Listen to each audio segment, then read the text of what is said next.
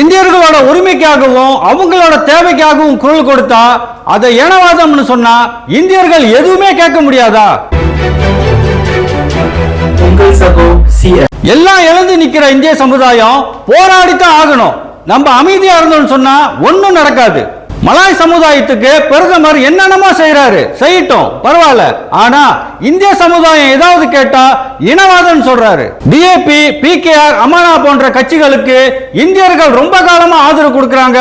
இன்னைக்கு அவங்க ஆட்சியிலும் இருக்கிறாங்க. பிஎன் ஆட்சியில இந்தியர்களுக்கு ஒண்ணும் நடக்கலன்னு சொல்லி தான் இன்றா பேரணி நடந்தது. அப்ப டிஏபி, பிகேஆர், அமானா கட்சி தலைவர்கள் என்ன சொன்னாங்க? எங்களை நம்புங்க, நாங்க எல்லா சமுதாயத்துக்கும் நியாயமா நடந்துக்குவோம் சொன்னாங்க. ஆனா இன்னைக்கு அப்படி நடக்குதா? இல்ல. இன்னொரு பக்கம் பரிகத்தா நேஷனல் ஃபைல் பண்ண எம்ஐசி, எம்சிஏ போன்ற கட்சிகளை வாங்க நம்ம சேர்ந்து வேலை செய்வோம்னு சொல்லி அழைப்பு கொடுக்கறாங்க. அப்ப அவங்க செய்யலன்னு இவங்களுக்கு போட்டா இங்கேயும் அவங்க தான் இருப்பாங்க, இவங்க செய்யலன்னு அவங்களுக்கு போட்டா அங்கேயும் இவங்க தான் இருப்பாங்க. நல்லா பாருங்க, ஆமாசாமி போடுறவங்க சாரிமக்கான் தலைவர்களுக்கு தான் வாய்ப்பு இருக்குன்னு சொன்னா இந்த இந்திய சமுதாயம் எத்தனை தேர்தலுக்கு ஓட்டு போட்டாலும் எந்த மாற்றமும் முன்னேற்றமும் வராது.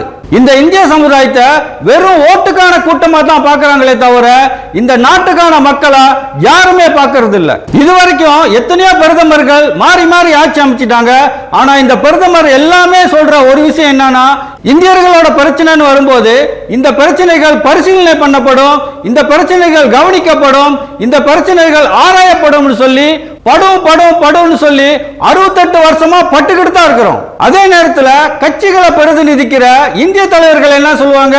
இந்தியர்களோட பிரச்சனை பிரதமர் பார்வைக்கு கொண்டு செல்லப்படும், பிரதமர் கவனத்திற்கு கொண்டு செல்லப்படும் சொல்லி அவங்களும் படும் இது வரைக்கும் படம் காட்டிக்கிட்டு தான் இருக்கிறாங்க. இன்னும் சில தலைவர்கள் என்ன சொல்லிட்டு இருக்காங்க?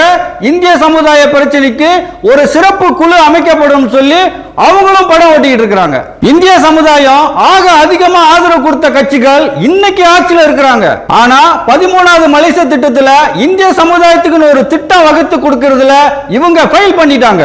இன்றா போராட்டத்துக்கு அப்புறம் கிடைச்ச இந்த 100 மில்லியன் கூட இந்திய சமுதாயத்துடைய உருமாற்றத்துக்கு இதுவரைக்கும் சரியா பயன்படுத்த முடியல. இந்த வருஷம் ஆரம்பிச்சு 9வது மாசம் ஆச்சு.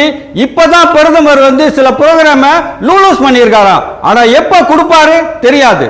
இந்திய சமுதாயத்துக்கு சேர வேண்டிய நிதியை வச்சுக்கிட்டு பந்தாடுறாங்க. இந்தியர்களோட அவல நிலையை பாத்தீங்களா?